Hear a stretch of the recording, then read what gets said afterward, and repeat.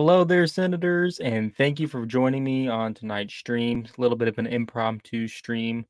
Didn't have much to do, haven't pumped out a lot of content lately, so I figured we'd stream and have everybody hop on and we can just chat a little bit about Star Wars. And joining me tonight, excited to have him. We have Journeyman joining us again. How you doing, What's up? Journeyman? Good. How are you? Doing good. Doing good. We're off the Ahsoka high, I feel like, and we are just ready to chat about some Star Wars. So, Yep. Senator Tony looks like he's in the chat here. Good to see you, Tony. Good to see you. And then we have Tony again. Talking is just as good. So yeah, we're just going to chat a little bit here. You can see I have my Revenge of the Sith poster. I'm like, I got to have a little something going on in the background if we're going to be doing this streaming thing. So I like it. glad to have that. Except I guess you could see a little bit of a glare right here, but you could just ignore that, everybody. It's fine. Don't worry about it. But if you point it out in the chat, it's not going to hurt my feelings either. Also, we got the Senate building in the background, as you can see. This is Star Wars democracy, after all. So we got the Senate building. He says, I could see your PC too. Yeah, we're going to have to figure that out. I'll probably have to get something to anti-glare it, but we'll just have to ignore that. So I noticed that before popping on, but it is what it is. A little bit too late. So we're going to talk just kind of everything about Ahsoka tonight. For, I don't know, we'll see how long we go for the next hour or so. So, Journeyman, you didn't see like kind of the news about what's going on with the whole Sam Witwer stuff, right? No, I saw a video or theories, Star Wars theories video, or at least the title of it. Like, is he the masked Inquisitor or something like that? Is Yeah. what I'm understanding. Yeah. Which I'm honestly, I know it's not Starkiller, but in my canon, he is Starkiller. So if any way you can get him into Star Wars at any point, do it. Because I think it would just be, even though it's not his character's not going to be called Starkiller or whatever like that. I just think you need to throw him in there for a cameo sake. Yeah. Well, I mean, so I never played the Force Unleashed games. If anybody knows that about me, you know that I'm not like a big, like, not a huge gamer. Like, I grew up playing games, obviously, but not like a ton. So I want to go back and play them, honestly. yeah, I do. it'd be fun.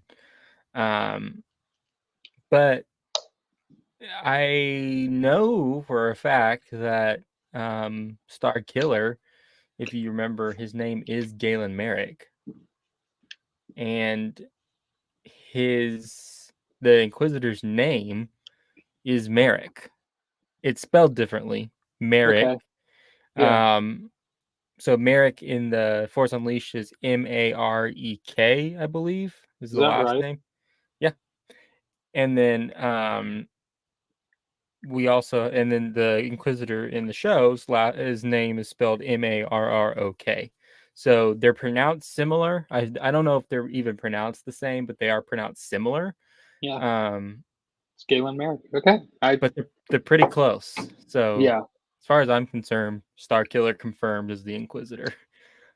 Sure. Yeah. The mystery, the identity has been revealed. So I figured Yeah. we could start, like, I'll just kind of read a quick article by Forbes, and that way we can kind of like set the stage for it, and then we can just kind of talk about it, and then we'll get into other things as well. We don't have to linger on this forever, but it's kind of the talk of the town on YouTube right now. So let's just throw our 2 cents in there. Sure. Why not?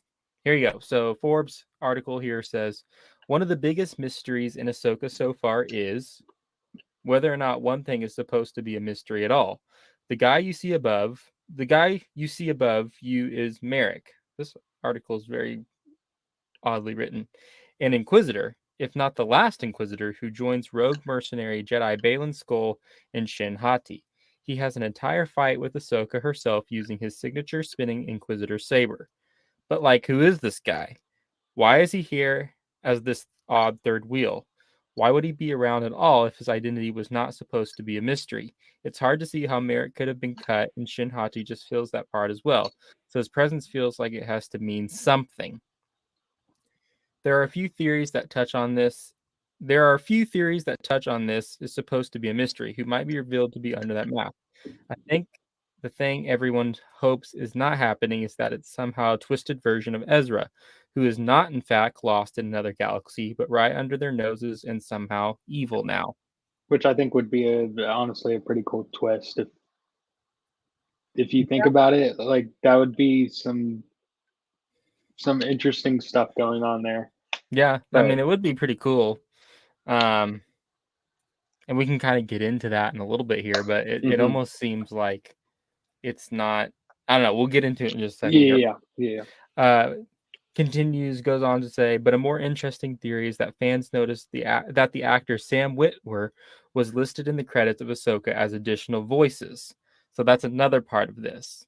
So not only is the name closely related, but Sam Witwer is actually listed in the credits. Oh, His okay. name I as an didn't know additional that. voice. Additional voice. That's interesting. Now we That's don't interesting. hear the Inquisitor say anything, Yeah. but we do um we do hear him like grunt or something. Like when Ahsoka pushes him in one of those scenes or Hmm. like kicks him or something when they're fighting.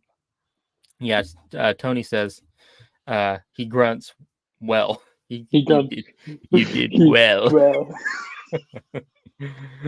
Anyway, Oh, uh, he grunts well. So I think he meant to say he grunts as well. yeah. But yeah, he does, and so I guess the question would become: is that good enough to become a voice? So the theory goes, according to the article, Sam Witwer played Galen Marek, also known as Starkiller, in 2008's The Force Unleashed, an action video game which also spawned a sequel. Marek was a Hmm. secret apprentice to Darth Vader who was killed, then cloned and reborn as Starkiller, which was meant to be a more controllable version of his former self. He wasn't, and in the games, is a truly insanely powerful force-using apprentice, killing Jedi Masters and pulling Star Destroyers out of the sky. Yep. So, fine, but Sam Witwer has done a whole bunch of voices in Star Wars projects over the years, including both additional voices elsewhere and, of course, as Darth Maul in the animated projects. But by this point in the timeline, Maul should be fully dead for the second time. Hmm. Then it goes on to say, however, Sam Witwer said in a 2017 interview that Dave Filoni considered having Starkiller show up in an episode of Star Wars Rebels as an Inquisitor. Ooh, okay. But it didn't happen because it didn't fit the story at the time. Now, 6 years later, the theory is that we have A, Dave Filoni making a new season of Rebels, and Hmm. B, Sam Witwer listed in the credits doing voice work, and then C, a new Inquisitor that does not seem to exist for any particular reason other than being a masked mystery. It would also be somewhat poetic to have a former Padawan of Anakin go up against a former apprentice of Vader. Oh, So yeah. we'll leave it off at that. There's more to it, but that's kind of I didn't know if you had put that piece of the puzzle together yet, but that's what that would mean is you would have the apprentice of Anakin going up against the apprentice of Vader. How poetic. Yeah. I I like that contrast. But I will say my thought was the reason it makes sense for me is like they kind of said in the article, he's supposed to be a secret. Like the Emperor, if you go play through the game from what I remember, Darth Vader turned on Starkiller quite a few times when the Emperor showed up in those games because he never wanted because if the Emperor knew, and I feel like at one point, correct me if I'm wrong, at one point he turned on him because he knew if the Emperor found out at that point, and he didn't go. Um, if he went up against the Emperor, Vader was going to die anyways. Mm-hmm. So like he turned against Starkiller. So he is and supposed to be a secret project that he was working on essentially. And Mm-hmm. so it makes sense if he's like a mass figure type thing if you bring Starkiller in, even though it probably is not going to be what we remember from the game necessarily. But if you say still he's like a secret Padawan of of Vader, you could definitely do that and be like, "Yep, that was Starkiller." Yeah. And at least that was my reasoning for it. If you're gonna do it, it was simply as that. It's like he's masked and he's supposed to be a secret, so why not? Yeah. And I think that's a good point. Like, I don't think people should get too hyped about it, even if it is possibly true. Yeah, Because I don't know. Like, Vader having an apprentice is quite controversial. Um, yes, and but it does. I will say, but it does flow from how the Sith typically do things. Is correct. you take over your master every time. You're trying to Yes. eventually defeat your master every time. So in that way, it does make sense that Vader would do something of nature to try and take over the Empire. Because I mean, even he says it in in the poster behind you in Revenge of the Sith. Like he tells Padme, like, "This is my empire. This is not Hmm. the Emperor's." Like he Yeah. even says, like, "Run away with me, Padme. Like we can take over and build a new empire under me, not Well, under the emperor, under me." yeah. And in the it was really cool. It's kind of like a what if scenario in the Revenge of the Sith video game. We used to play it on the PS2. There's a alternative scene. You can definitely find it on YouTube. Oh I'm yeah, sure. Have you seen it before? I think I saw it when Theory was playing it, but yeah, Yeah, he kills. So it's basically the what if version of he kills Obi-Wan on the high ground. Like when he does the jump on the flip, he like actually kills Obi-Wan, and then he goes to confront the Emperor, and the Emperor hands him a red lightsaber. Like, you've done well. Basically, interesting. hands him a red lightsaber, and Anakin literally he throws the lightsaber up in the air, Uh huh. catches it, ignites it, and then just pierces the Emperor right there. Interesting. And he's like, basically, like, this is my empire, like the galaxy is mine, or something Yeah. like that. But So yeah, like, I think it's been on his mind forever. So it would yeah, make sense, but yeah. it's Luke that brings him actually back out of that. But my Brings him full question to circle. you is in the current story, how we what we know about Vader, do Hmm. you think that number one, Disney would do that, and number two, do you think that Vader having like some secret apprentice like falls in line with like the story that we have right now? Like I get With that in Legends, and Senator Tony says here, there's some truth to Legends. Call back to Morgan Elsbeth when she says it in the Ahsoka. And again, that's a good point, Tony. Like the fact that Dave is just like sprinkling all these things in, he's either just teasing us completely, or he's just really like leading us on and like giving us well, the hints and stuff. either way, either way you look at it, whether it's good for the story now or whether we just want to call it a cameo, I think it's a nod to fans of Sure, saying like, "Hey, Dave Filoni, we see you, just yeah, like we see you basically. Like, we thank hear you for you. being we thank you for being with us all these Hmm. years, like through the games, through everything." I even if they just threw him in there as a cameo and say like, "Hey, he is technically in canon, but we're not going to do anything about it other than just throwing him into this one episode." I think that's a win for us, honestly. I Yeah. mean, it's the only thing that I don't want to happen is if it truly is him, right? I don't want it to lose sight of that and be like, "Hey, Disney Plus has got to go do a Starkiller show now." Like I feel like that's not helping the story of doing Dave's stuff, and it would just be more profit for Disney, which that's kind of ultimately what's going to drive it. But like, feel like you're already in a bad spot, and Ahsoka's doing okay right now, at least in my opinion. Like, it's Hmm. not terrible, it's not trash, it's not. There's worse products out there, sequels, stuff like that, Hmm. and or Book of Boba Fett, stuff like that. Like you're you're on par for with Ahsoka right now. There's no need to deviate and be like, yeah, we're doing this Starkiller show now. I feel Yeah. like it's just like, okay, we have a win. Dave is acknowledging the fans, being like, hey, here is Starkiller. He's technically in canon right now. And we just leave it at that. We take our wins as we see them and we don't try and push it forward. We take it where we can and we move on. Yeah. And, I think it makes a lot of sense for it to be, um, like, I think obviously, like, Sam Witwer and Dave Filoni have been friends for a really long time, having done the Clone Wars. And so Hmm. and And, obviously Sam loves Star and Wars Rebels. and Rebels. And obviously Sam loves Star Wars, so I think it makes a lot of sense for him to show up in the show. It would be really cool, Hmm. just even if he doesn't like.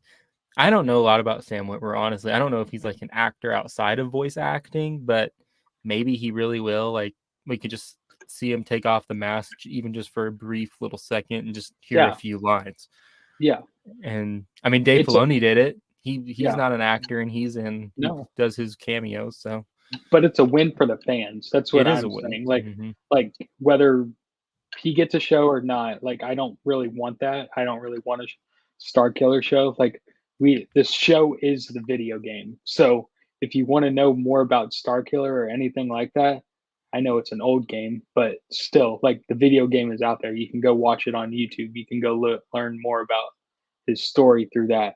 Don't Hmm. try and recreate something that's technically already been done and just in a different format. Maybe redo the game, boost up the graphics and stuff like that if you want to get profit from it. But there's no need to go make a Star Killer show now. Yeah, and I don't see them doing that. What I see them doing is calling the guy Marek, having it potentially be Sam Witwer. It's not even confirmed yet. We'll see. Yeah, Have it be Sam Witwer. Obviously, the Inquisitors are canon. They were not legends. yeah, And we know that the Inquisitors, to some extent or level, were trained by Vader, making them at least partially apprentices to Vader. All of them, not just Marek. Maybe Marek was more favorable of Vader, like Vader saw him as favorable, and maybe there's special treatment there or something that we see later on the line. I don't know, but what I don't see them like going into full detail about that unless maybe they do like no, a Vader show, and like again we see like him show more favorable treatment towards Merrick, but then yeah. again, is that even really Vader's character to like show favorable treatment? Mm, But he also had an apprentice in Legend, so it's like it's hard to like have an idea of what to expect, kind of. Once So. again, my thing is if you're gonna do that, just redo the video game, reprocess it, make people pay for it at that point, and that be the canon version of Starkiller. We just never see him in shows because there's no need to. That is his story, is the Hmm. video game. I know it's stupid and maybe people hate it, but that those two games were really good and really fun. And to repurpose it for a show and have it be done technically Disney's way, I don't Hmm. think you need to do that. Like just go make the money from the video game again. Yeah, Like there's so many people that would pay for. I'm one of them. I would pay for that game right now. Like, but but anyway, yeah. yeah, So we'll see what happens. It's a really cool theory. It'd be really awesome to see it be the case. I just don't anticipating. I'm not anticipating it going very far. yeah, Um, no. I hope it's just a cameo and that's it. We can yeah, say we won and go from there. yeah. Chris Schober says, "Do you think CGI version of Luke Skywalker will appear in Ahsoka season 1?" You want me to take it or you? Go for it. I don't think so. I don't feel like Really? it's. I don't feel like. I feel like if Luke shows up, okay. My long term theory and prediction for whatever Dave is doing right now is he's doing the movie, right?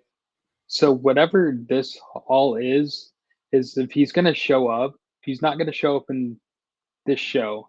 He's gonna show up in the movie, and we're what we've all kind of been predicting, at least Den of Nerds, Star Wars theory, and I think us as well. what our thoughts are is they're trying to do the Marvel um, way of doing things. So like a team up of some sorts. Hmm. And I feel like if you're gonna do that, you do that for Dave's movie. So you bring Luke in, you bring Ahsoka in, you bring in Han, Leia, you bring in everyone.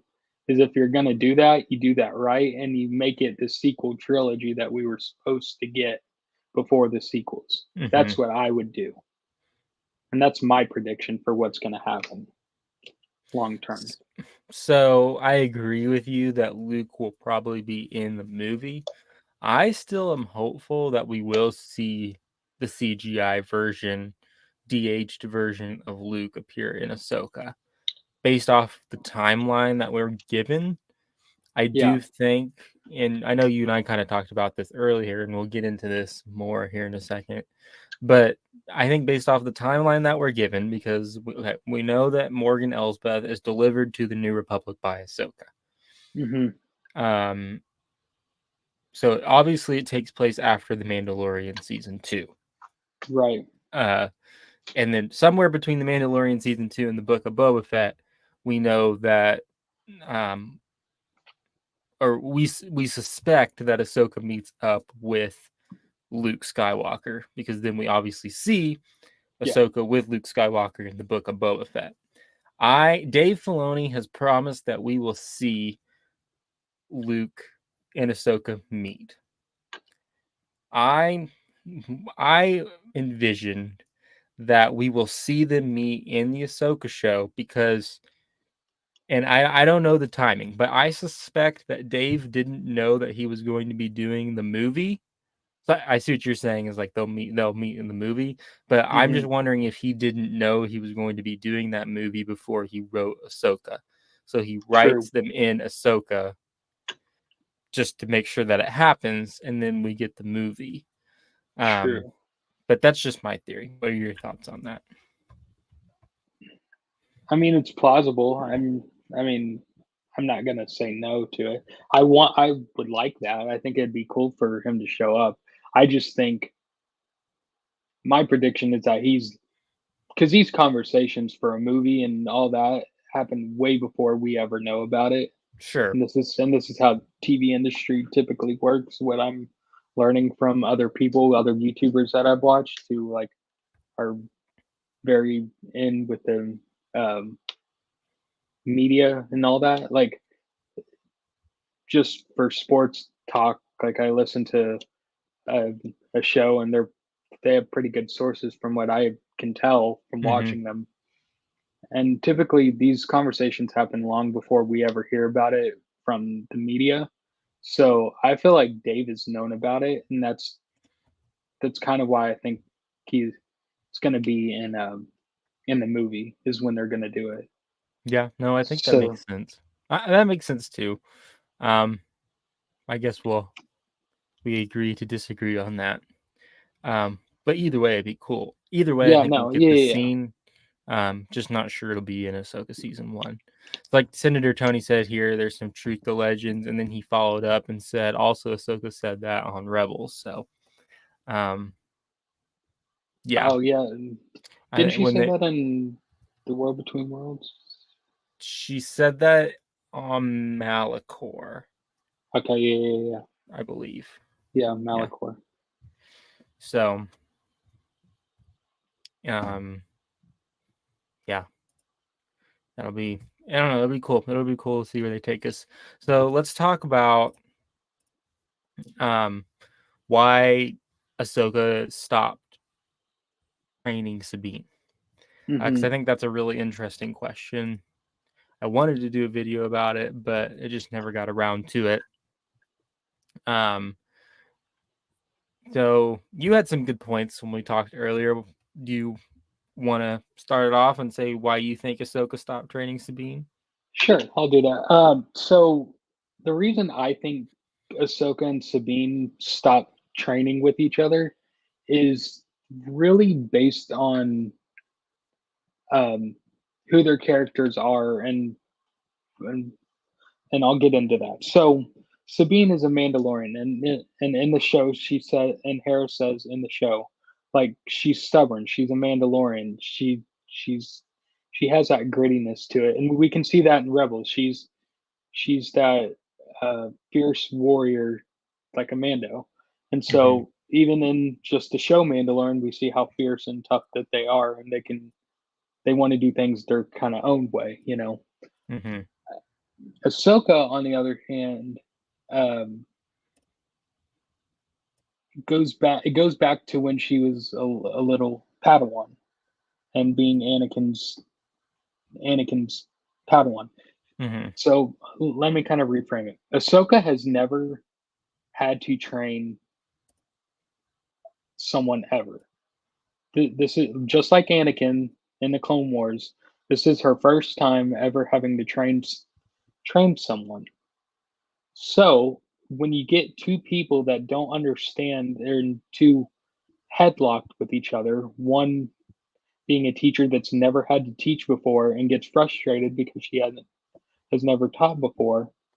And you have Sabine, who's been a Mandalorian and who's kind of used to her doing things as a team, but more or less as a Mando within a team. Hmm. I so you kind of have two conflicting stories there, in that they're just one they both have to kind of humble themselves to a degree, and Ahsoka has to say, "I've never done this before," just like Anakin has taught me, and like I'm trying to teach that to Sabine, Hmm. because we remember in Tales of the Jedi, Ahsoka was getting mad at the Anakin training her so hard against the clones, and then Anakin says, like, I want you to be able to defend yourself, whether they're droids, whether they're other people. If you do this, you're able to defend yourself in a lot of ways, Hmm. and we see that play out in Clone Wars season 7. I feel like she's giving Sabine the same treatment, and was not and Sabine was not willing to take in the knowledge or the wisdom behind it. And overall, how do I say this? When you when you have someone who doesn't want to, I told you this analogy. When you have a student in any form of life, and take that as a student in real life right now, Hmm. like if you were teaching me something and I was not reciprocating to you that I wanted to learn about the subject that you were teaching, Hmm. why would you, as the teacher, be willing to put in all your effort to train me if I'm not willing to learn? Hmm. Right. So Sabine has to humble herself of being like, I'm willing to learn now, Master Ahsoka. I'm willing to learn now. Ahsoka has to humble herself and saying, I understand. I have to bring it down to your level to a degree, Hmm. because you are now a Padawan and I'm starting to learn how to teach, and I have to be guiding towards my students and however they teach. But it's humbling herself of saying, I understand Anakin was one way, and I still want to instill those same traits into Sabine, but I have to do it differently. So she has to humble herself and say, okay, I'm willing to teach a different way to get to her.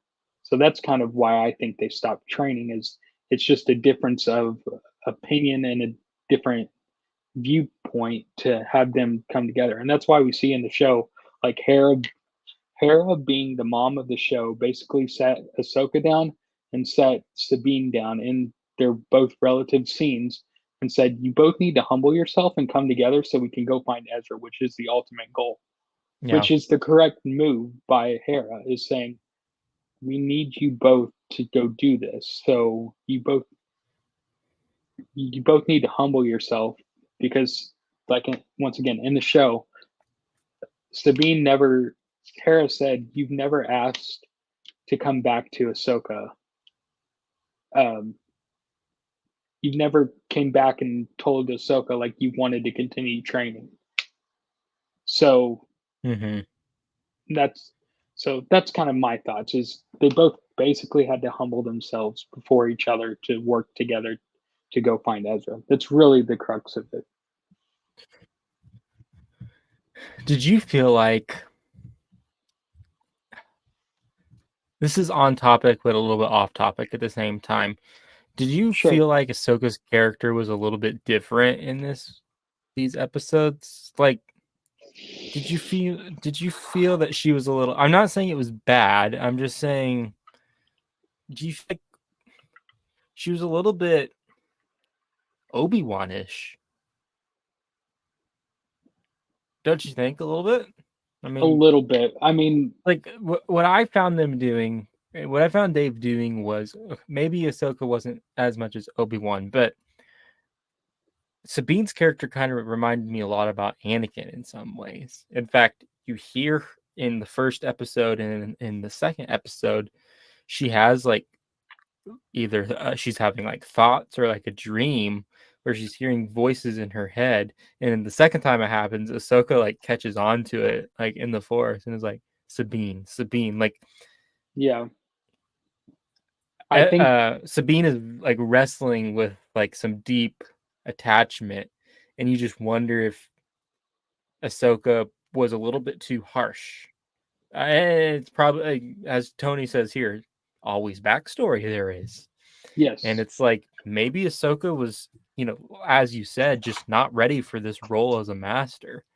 No, and Um, once again, I think she brought a little bit of. I think she brought too much of Anakin's training into it because Obi-Wan was always there and being kind of the wiser master. I feel like she would have gained something at least from Obi-Wan. So I feel like she's probably needs, and she's learned through these two episodes, like she probably needs to take a more Obi-Wan approach to Sabine of being the wiser. well, no, I almost think that's not exactly where I was going with it. I feel like the Obi-Wan approach is what she was doing, and it was coming off as Oh, too rough. Like with Anakin, like be mindful of your thoughts, Anakin. That whole thing, and not that we necessarily saw it on screen, but hmm. that she's just as stubborn as ever. Sounded very much like an Obi-Wan thing to me, kind of.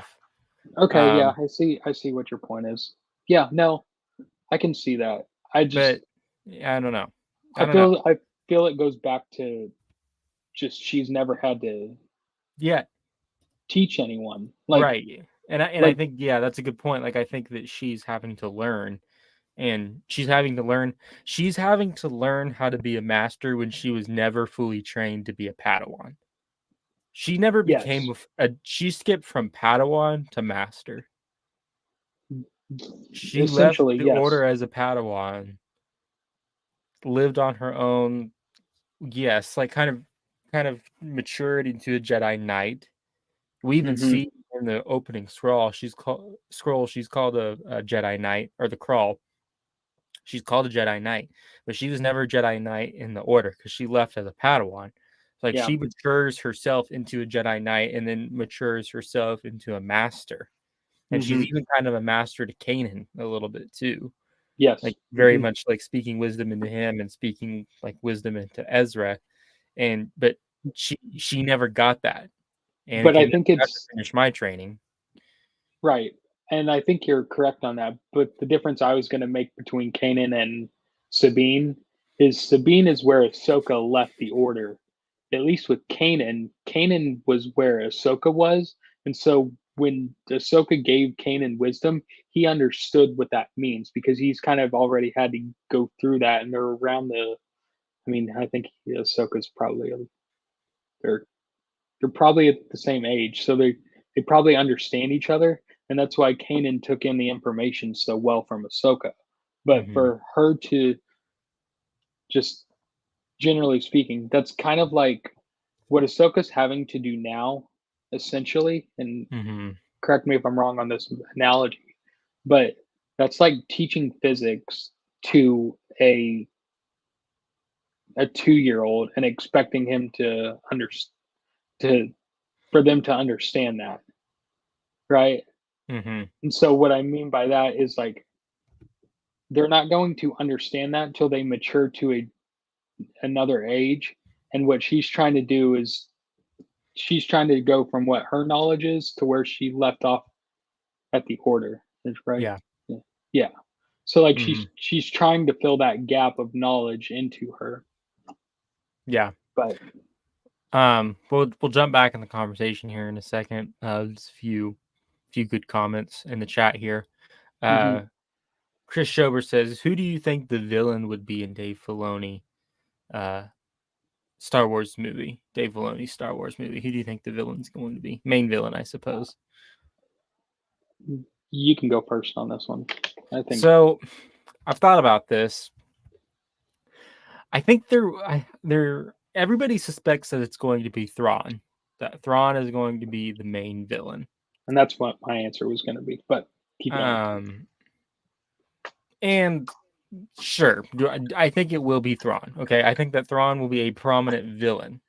However, based off of what I know from just reading a little bit of the Thrawn book, which, by the way, we'll get back into that probably after the Ahsoka series is over. We can dive more into that and learn more about Thrawn's character leading up to Dave Filoni's Star Wars movie. But just what I know about that is the whole reason for Thrawn's pursuit of power is because he knows that there's something more out there. And so I think it's going to be a matter of, number one, if Dave Filoni chooses to bring that same, chooses to take Thrawn's background into account from what we know from the novels, and then if he chooses to go as far as to make whatever is out there the bigger threat, the Grisk. Well, and that's what I was going to say. Not that's I couldn't remember their name, but that's what I was going to say. Is it's going to be Thrawn. He's going to be the leader, kind of like the Emperor. But then you're going to have, or a better example, I guess. It's going to be kind of like Thanos. Thanos is going to be Thrawn, and then you're going to have his army of, or yeah, I guess. Hold on, let me redo this. It's going to be like Loki. Loki's going to be the. He's going to have his army of Chitauri. That's essentially what it was in Marvel, and Exactly. you're going to have Thrawn be the main guy for his Dave's movie, and then you're going to have the army of the Grisk, like you said. If that's what they're going to do, it's going to be Well, some type of army. I think the Grisk will combat even Thrawn. I think what's out there will combat even Thrawn. I maybe I'm not. I was with you, and then maybe things took a turn. I think that what this movie is going to be the Avengers movie, right? Sure. Dave Filoni's movie. So yes, do I think that Thrawn is going to be the main villain? Yes, he will be the Loki in the sense of the Avengers. Okay, Thrawn is going to be Loki. But what do we know? We when we saw the Avengers, for people who didn't necessarily know where the story was going, we saw Loki as the ultimate big bad, right? Because it took the Avengers to defeat Loki. Sure, yeah. Back in 2012. Back in 2012. But it took even more Avengers and that's true. Yeah. to defeat what else was out there. And so that's what I'm saying. I think Thrawn will be the villain in Dave Filoni's movie, but moving forward, if they choose to do more and more and more, and I hope Dave's movie is just the first out of maybe a trilogy of movies, that would be awesome. That'd be nice, yeah. But I'm thinking by the time we get all the way from Dave Filoni's movie to where we could potentially be going, I think there's even a bigger, badder threat out there that we will see, and Thrawn is just the beginning. Sure, yeah, I could see that. I don't know. I hope, at least. Yeah. Let's see. Tony says, rumor has it that Sabine will go bad and become a new lead character alongside Ezra for the next season, instead of Baylan and Shin. Interesting rumor. Haven't heard this rumor. No, I haven't heard it. But hey, at least there's another person out there hoping that Ezra turns at least somewhat dark side, because nobody apparently likes that theory that I've come across. And no one thinks that it's plausible, but I think to each their own. Let's go through the reasoning behind that, though, because I feel like the reasoning behind that they don't want to see him turn is he's already defeated going to the dark side once in Rebels. And it's like, yes, but my point to everyone was you can go back and forth. So are you saying you're a fan of Luke Skywalker in the sequel trilogy? because he goes, he doesn't give into the dark. This is my argument to everybody who keeps saying that, because he doesn't turn into the dark side in episode 6, and everybody's like, he can't turn to the dark side because he Okay. didn't in episode 6. Yeah, no. Okay, so yes, I agree with you. They I'm can playing devil's advocate, by the way, no, people. I'm just playing devil's advocate. and I agree with you on my problem. Once again, we're going to go down the sequel fate now. My problem with the sequel trilogy was I'm fine if they changed Luke's character to be whatever because he went to the dark side or whatever. I'm fine with that. But you have to accurately and correctly show why he did that. Not just, oh, I saw my nephew's vision and then I turned bad for whatever reason. Like, to me, that was not correctly and effectively done right to where I was believed that he could have done that. You have to correctly and effectively show a character's turn. It to me, the sequel and his turn specifically felt like it was so sudden that it didn't make any sense. Mm-hmm. It was just so sudden, which I'm fine with. But you, once again, you have to build the character. I guess there's a 3-step process. You first have to build up the character in order to show that they can have drastic turns and differences in their behavior. Second, if you're going to have that, then you have to correctly and effectively define or show us why and how he turned, and not just on a whim like I feel like the sequels are. And then third is, yes, you can have characters go back and forth, but those two things should preface the third thing. It's like you can have characters flip on flip, but you have to do it correctly where the audience feels like they've seen or been shown every possible to make the story more efficient and to make the confusion as mitigated as possible. You have to show that, and that's speaking of Sam Witwer, who we talked about earlier. He has a if you go find the video out there, I can't remember what it says, but that's essentially what he says. Like, Luke's character was not shown properly in his turn. We were just saying, we just basically got a 2-minute thing of, oh, yeah, we see his flashback, and Mm-hmm. then he's going to go strike down his nephew. Yeah. It's like, it didn't make a whole lot of sense. So, yes, but to your devil's advocate, yes, that's what I would say with the sequels is, yes, you can have it turned, but it's got to be done correctly Yeah. if in order for that to work, and that's why the sequels don't work. So you're telling me there's a chance then that Ezra will be able to turn to the dark side? Not full-blown Sith. Everybody's like, oh, he won't be a Sith. I'm not saying he's going to No, turn no, and become no, a Sith no, Lord. no. I'm just saying that he's going to have a tendency to fall into the temptation of the dark side. If we're gonna go there, once again another temptation, and I know it was on Mortis, Mm-hmm. but Ahsoka turned to the dark side when the brother like did Corrupted something, her. Yeah. yeah, corrupted her. So if Ahsoka is the embodiment of the light, yeah, no, it was before the sister or the daughter died at that point. But if Ahsoka can be corrupted at that point, don't you think everyone else could be corrupted at that point? Mm-hmm. That would be my argument for it. Now, Yeah. once again, there's a difference of like who's able to defeat the temptation longer or outlast it. There's an argument there of like who and what order should that be? But I feel like anyone can turn. I feel like honestly, Obi-Wan or Yoda could have turned. Like, if we're really going to go down the road, like, I think everyone could have turned, but it's your determination and your obedience to the rules defines how you were going to turn out. Sure. Yeah.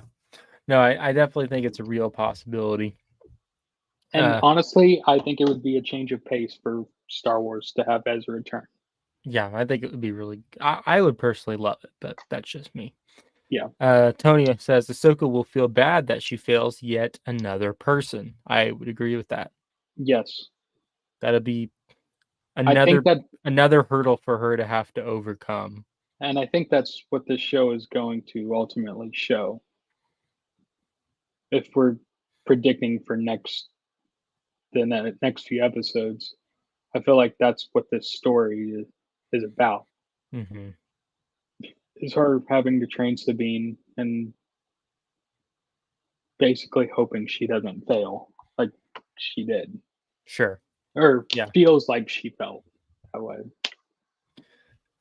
Tony follows up and says, perhaps when Anakin's Force spirit appears to Ahsoka, he will be able to bestow upon her the title of Jedi Knight, just like the Grand Inquisitor did for Kanan. That's also true. So, in that Rebels scene where they go to the Lothal Temple, Yep. Kanan is declared a Jedi Knight because he was never turned into a Jedi Knight. Remember, his Yeah. master died, Order 66. Hmm. He was declared to be a Jedi Knight by the Grand Inquisitor in that vision. That would be really cool, which kind of falls in line with my fan fiction of Ahsoka getting bestowed her white robes and staff. And the fan fiction that I made, it was like something along the lines of when she gets the white robes, he's like, here are the robes of a true Jedi Knight or something like that, the pure white, kind Yeah. of symbolizing that purity and full commitment to the light side of the Force, the pure embodiment of the light side of the Force. Yeah. Um, but I think that would be really cool to see. Hmm. Also says Ezra's declaration that Sabine is like a sister to him leads to the Mortis arc, where they are portrayed as siblings. Ezra's declaration that Sabine is like Interesting, Tony. You may have to elaborate on that one just a little bit. Ezra's declaration that Sabine is like a sister to him leads to the Mortis arc. I don't suppose you're saying that Ezra and Sabine are the daughter and the son, but you may have to enlighten us Yeah, on that one a little bit. Because because I that don't would be, remember that in Rebels. hey, anything with Mortis is appealing Yeah. to me. I love to talk about Mortis. So, uh, says Ezra's hologram to Sabine. Okay, listen to Oh. that again. He says, "Yeah, I remember." Where he says, "You've always been like a sister to me, but tell me Oh how yeah. that relates to the Mortis arc." Not sure, but Yeah. elaborate. You know, I love the Mortis arc. So, um, anything else on Sabine stopping or Ahsoka stopping training with Sabine? I mean, my thing is I already kind of talked about the visions, and I think that Ahsoka's in the callbacks to Anakin Hmm. from a Sabine perspective. I think she has very deep, like, she has a lot of family issues. She left her family on Mandalore, like became part of the Empire.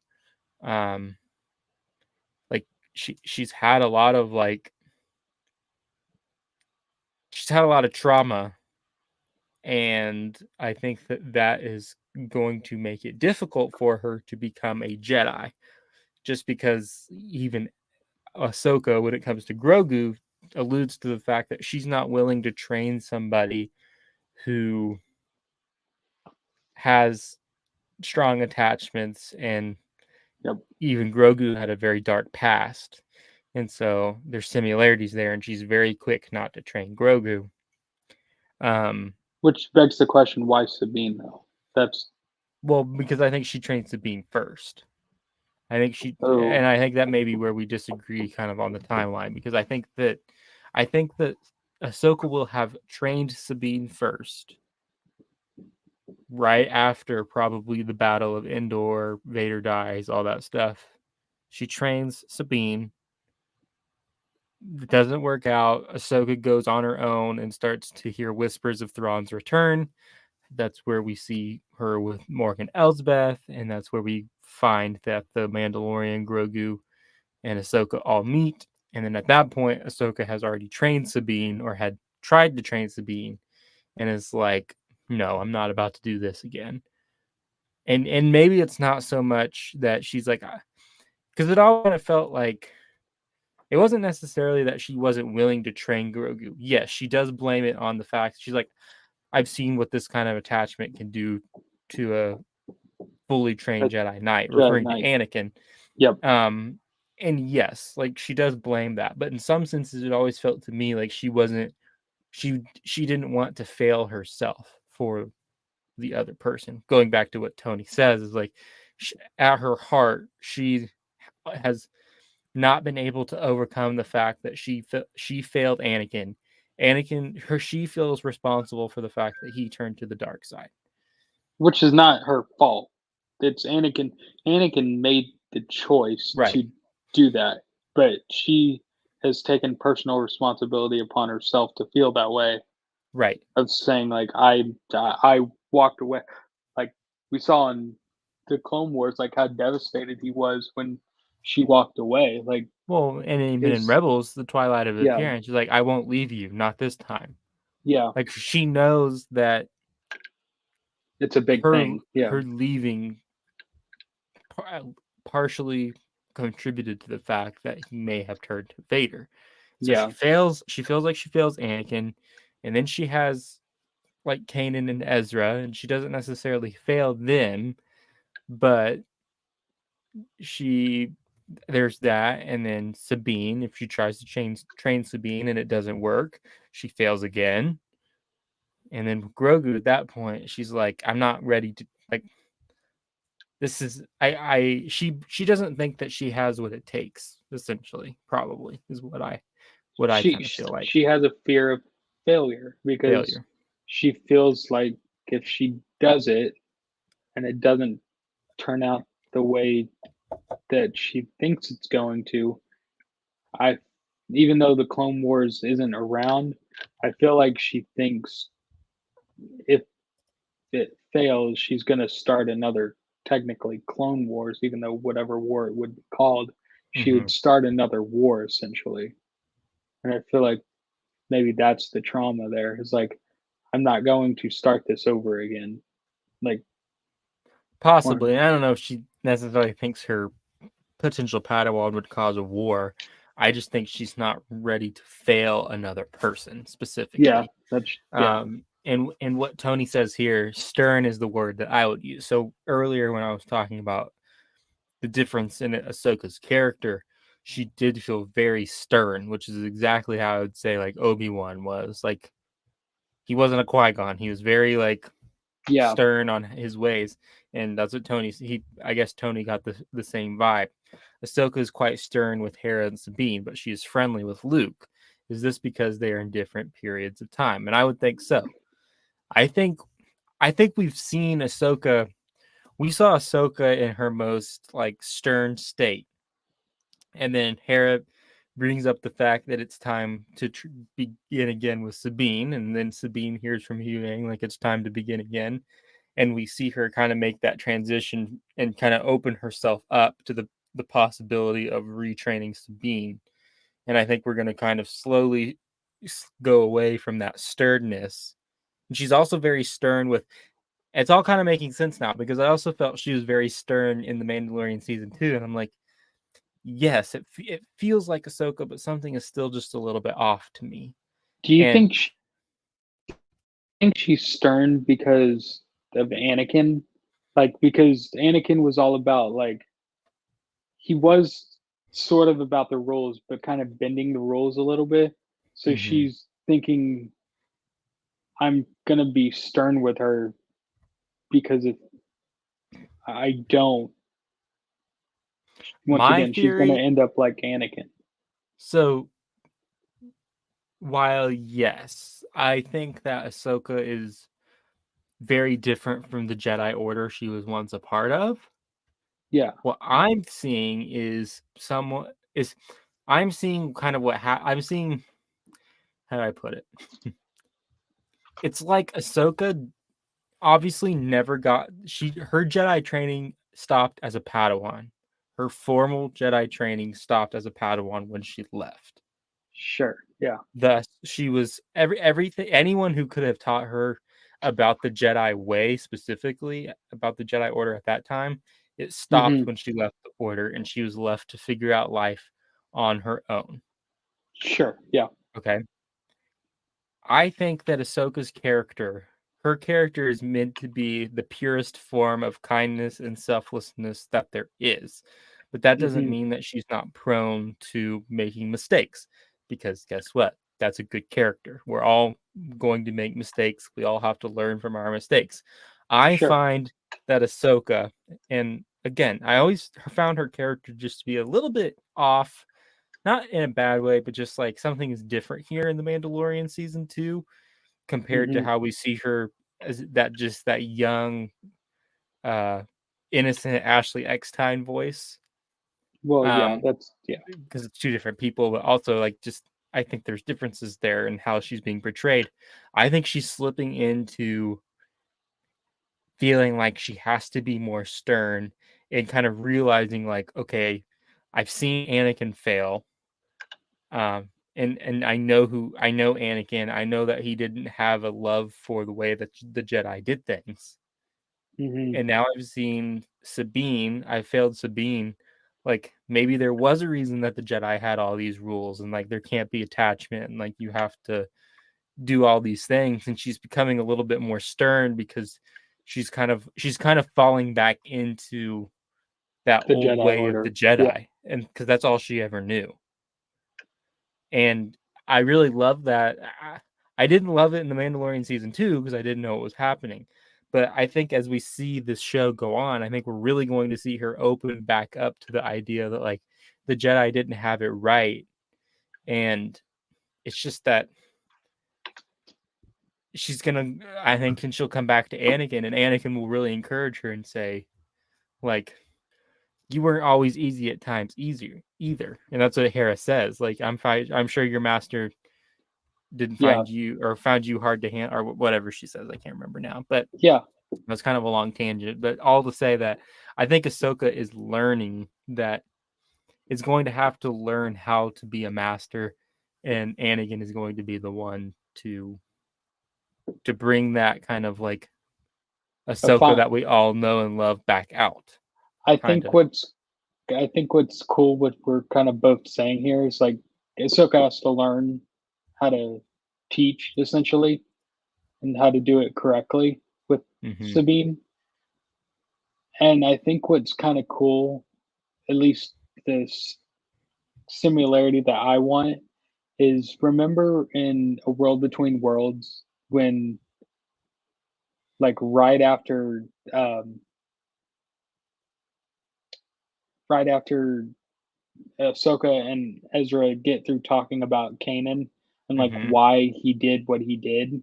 Mm-hmm. And I want Ahsoka, whether it's in A World Between Worlds or not, or Vision or something of that nature, I want Ahsoka to take away, and what I want her to say, just kind of like in Rebels, what Ezra learned, is like I want it to be like that. That's it, and this is the words that Ezra used. That's it. It's one final lesson. Like this is what Anakin's trying to get me to do. Mm-hmm. Like as kind of like a not that Anakin will always be around because it's the Force and all that. Like I get that, but kind of to put like a pin in pin at least in this story of like her finally realizing like it's not her fault necessarily. Mm-hmm. Basically learning that from Anakin and being like, it's not your fault. It was my choice. I chose, even though you left, it did sting, but it was my choice technically, like so to Mm-hmm. speak. But then also to be like, but Ahsoka, you are the one that can train Sabine. Like I believe in you the way when I first met you all those years ago. Like giving Ahsoka that confidence. I Mm-hmm. want Ahsoka to say like, "That's it. That's the final lesson that he's giving me here." Yeah. It's like One kind of final as a lesson. cool, yeah, like one final lesson that I still need to learn. Yeah, I think that would be cool. As that like would be really cool. it would be like a Rebels, but kind of like Clone Wars, all wrapped up in one thing of like of as a callback essentially. Hmm. Like, Yeah, but that's yeah. At least that's what I want out of it. If we're getting an Anakin. yeah, I think that sounds good. But to answer your question, Tony, yes, I think it's two separate time periods. I think we're going to slowly see Ahsoka become, for lack of a better word, more friendly. And I think that by the time we see her with Luke, she will have uh, made things better with Sabine, and they will. Uh, If it is two different time periods, I want her to get back to the Rebels slash Clone Wars nice, like you said, kindness about it, like her happy-go-lucky voice, essentially. the And I know that's innocence, yeah. the two Hmm. different two different people, but like Hmm. you said, the innocence of what or who Ahsoka is. Yeah. Um, and yeah, like I think she might be going to meet Luke because she's about to go into the new beyond or in this new galaxy, which we can talk about here in a little bit. And Oh, that's true. Yeah. she's letting him know, like, hey, I might not ever see you again. And Ahsoka says, because he says that, he says, will I ever see you again? And she goes, perhaps. Oh. So I feel like that's her goodbye to him, going and then going off into I this didn't new catch that. adventure. Hmm. Now that you're putting the pieces together, yeah, no, I like that. That Yeah. makes sense because then you would, but then Luke's dead now, so Well, I think she'll come back to the galaxy, and I think they'll meet up again for like Dave Filoni's movie and stuff. But in terms of the timeline in the show now, I do think that she goes. I think she will meet Anakin. Anakin's like, I have a son, by the way. She goes to meet Luke, and like she's at that point, she's better. Like that's what Tony's saying. She's friendly. She's overcome the fact that it wasn't her fault that uh, yeah. Anakin became Vader. So much like your father. She doesn't say that unless she is over knows that Anakin was Unless she's redeemed. already met with Anakin Yeah. and like, Hmm. hey, by the way, I have a son. He's in the galaxy here. You might want to go say hi. Yeah. Basically, like that. And Yeah, pass on what you know because you are the most wisest of the Jedi, as far as I'm concerned. The purest example of what a Jedi is. Pass on what you know to him because he's rebuilding the Jedi.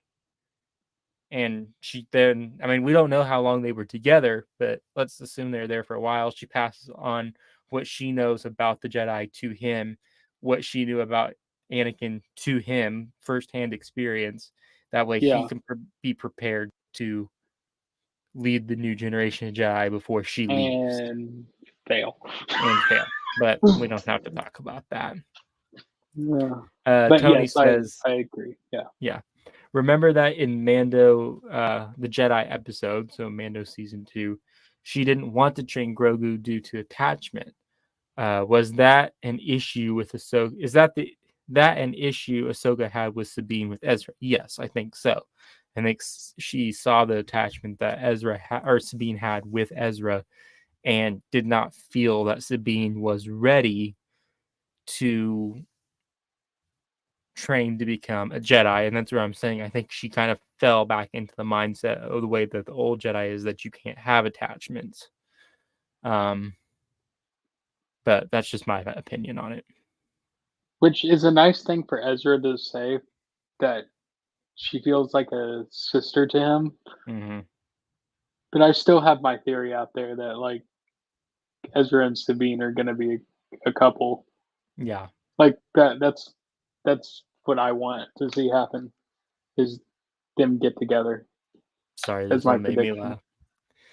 Tony says, "Luke, will I ever see you again?" Ahsoka, perhaps after the right strike.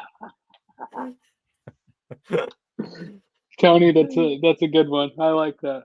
That's a good one. Ooh, Oh, Tony, that is a need good to one. put that on a shirt. Yeah, perhaps after the restaurant. Oh, that's good. Okay, I think we've exhausted the Sabine and Ahsoka. So let's just overall kind of give our thoughts about Ahsoka if you want to keep going here for Yeah. a little bit. What was your favorite part of the episode? Let's just put it. We'll just go with that. Of the episodes, both of them, Yeah, or just the first yeah. But one? you're out of both the episodes. What was your favorite one? Favorite part? To be honest with you, it was Chopper. Chopper. Okay. Like, I know it's so simple, but I have a video that I want to show you off screen of, but I can put it in the Discord actually. I'll do that. Okay. But there's a there's a video with it in words of what Chopper's saying, Mm-hmm. and it makes it 10 times better. Even even though it's like even though I think of Chopper as like a cussing droid, but Mm-hmm. it's still the attitude with that droid and from Rebels. Every time I see him, it just makes me smile. Yeah. I just think of him, and he when I saw it for the first time, I'm like, "Yep, there he is," and I just started smiling because I know what's I know what we all know what Chopper's like. So Yeah. anytime you see him on screen, I'm glad that we got him on screen, but I hope we get more of Chopper. Honestly, You have to wonder if like what Dave was thinking about making a droid. Like mm-hmm. you can't use C3PO and you can't Mm-mm. use R2D2. R2 Nope. for Rebels. Yep. And we want to do just one droid. Let's just combine the two. You have like Yep. the attitude of like 3PO But and the then you knowledge of and well basically not necessarily C3PO. the yeah like the and then you have R2 who has like the sass, but like Yeah. you can't actually tell what R2 is saying because it's just beeping. And Yep. it's like let's bridge the two together and like make it to where Chopper's like, what does Chopper even do? He's like, it's not even like beeping, but it's also not Here, talking. It's just I'm gonna post it in the Discord and you can okay. watch it on your own. But Yeah, it's glorious, I tell you. I've yeah. But it's just like he's like the perfect combination between 3PO and R2. He's like the yes. combination of and it's genius, honestly. Like Chopper is my favorite droid for sure. But that's Like really your favorite part of the episodes is Chopper. I mean the ones the one that I was like really overjoyed with. So my thoughts on Ahsoka are it's not bad. It's not the masterpiece that I wanted it to be for first two episodes, but it's not the wow factor that I thought first two episodes were going to be from what the reviews that we were reading, you know. Mm-hmm.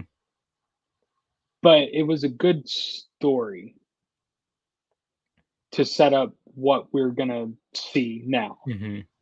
I don't want to the thing I don't want it to get lost on people is I'm not going to go and be the hype person that's this was the best thing since like sliced bread essentially. Mm-hmm. Like it's a good setup. Just like I'll even say it, just like episode 7 was a good setup for the sequels, Mm-hmm. this is how I'm thinking of it. It's really it's good, it's decent, it's better than a lot of what we have been getting, Book of Boba Fett and or um Obi-Wan, uh Mando, even Mando season 3, I like it a lot Mm-hmm. better. So it's up there. I'm not saying it's terrible. It's not like dog trash or anything, but like I just found it to be okay in a way. Like there was Chopper was great, the Inquisitors were great, the story was great, like it was consistent and like told a really great story. But I'm not gonna consider it to be like the masterpiece and like overhype it, at least at this point. I think Yeah. it's a good. I think it's a good. Probably. I want to say 7.5 to 8 is what I call it, and that's pretty generous. Like it was better than what I expected, but I'm still not going to give it the hype of doing like a 9 or a 10 because I feel like 9s and 10s are like where I'm blown away, awestruck at the product. Like Luke Skywalker returning. Yes, essentially. Mm-hmm. Like Yeah. I'm also my other thing is I'm disappointed that Dave didn't do a 1-for-1 shot of the epilogue in Rebels where she has her staff and everything else. And I know you have thoughts on it, like it's a different time or like she's going to get her white robes and all of that. I understand that, but just if we don't get that and your theory doesn't come true, like I'm taking points at least a little off for that, just Sure. because I wanted it personally. Everyone Mm-hmm. can have their own opinion on it, but I personally wanted that, and the fact that we got close enough to it to where I'm not Yeah. gonna destroy it and be like, well, since we didn't get this, then it's the worst thing. But it's close enough to where I can live with it. And granted, we watched it together, and I did cry during that scene. It was emotional. I did like it, but I wanted a 1-for-1 comparison. Like it's really good. I'm not saying it's bad. I just feel like it. Once again, I'm not gonna overhype it just yet. Mm-hmm. Yeah, and it kind of surprises me. So yes, I do think that I'm kind of 50-50 on the ending scene to episode 2. I feel like there's a 50% chance that that was indeed the Rebels epilogue, and then I think there's a 50% chance that we'll actually get to see the Rebels epilogue again. I'm I'm often quite not confused, but intrigued, I guess, that about Hmm. how many people actually don't care about Ahsoka in the white robes and holding the staff. Like, I get it. Not everyone is going to care about that. I'm not saying you have to care about it. It's just like, to me, that was so interesting Hmm. that it's worth it should have been it should, if that was not in the rebel scene, it should have been. That being said, I also Hmm. think that if Dave just I don't think that Dave is going to completely abandon the idea either. So maybe we just don't see it in the Yeah. epilogue, but maybe we see it And once again, somewhere down the line. Dave made Rebels. So in my eyes, since George is not there, he is the George of our era, of this generation of Star Wars. He has the right to change that as much as he wants. I'm glad we got as much as we did. And if he saw fit to change it, great. I just feel like once again, it's just another slight. I don't care that much. I just, in my personal opinion, I wanted it as badly as I did. But if that's all we get from it, I'm perfectly happy with it. It Yeah. doesn't degrade the whole story, and it's like it didn't do that one little thing, and you blow it. No, like the story is good. That that doesn't take away from the story. Yeah. I would Uh, agree. I would agree By with that. by the way, I posted the video on the spoiler reviews in the Discord, so if anyone wants to go look.